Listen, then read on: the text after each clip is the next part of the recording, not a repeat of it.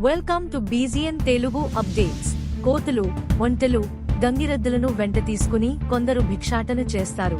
అలాంటి ఓ ఏనుగు కొందరిపై దాడికి పాల్పడటంతో ఓ వ్యక్తి మృతి చెందాడు.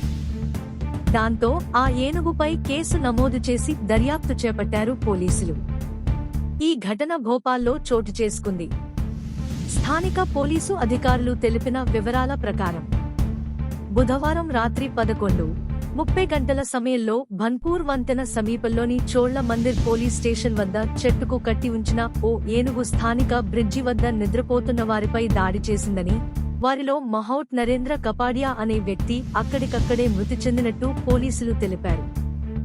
ఈ ఏనుగుతో కొందరు చుట్టుపక్కల పల్లెల్లో భిక్షాటన చేస్తూ జీవనం సాగిస్తున్నట్టు చెప్పారు.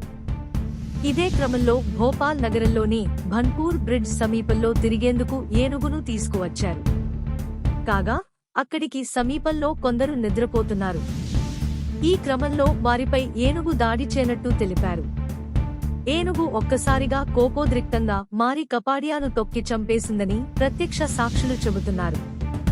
అతడిని కాపాడేందుకు తాము ఎంతగా ప్రయత్నించినప్పటికీ ఏనుగు దాడి ముందు ఏమీ చేయలేకపోయామని తెలిపారు. దీనిపై అధికారులు అటవీశాఖతో సమన్వయం చేసుకుని ఏనుగును తీసుకెళ్లేందుకు చర్యలు చేపట్టారు. కాగా ఈ ఘటనపై కేసు నమోదు చేసుకుని దర్యాప్తు చేస్తున్నట్లు ఇన్స్పెక్టర్ సురేష్ చంద్ర నగర్ వివరించారు. Like, comment, subscribe.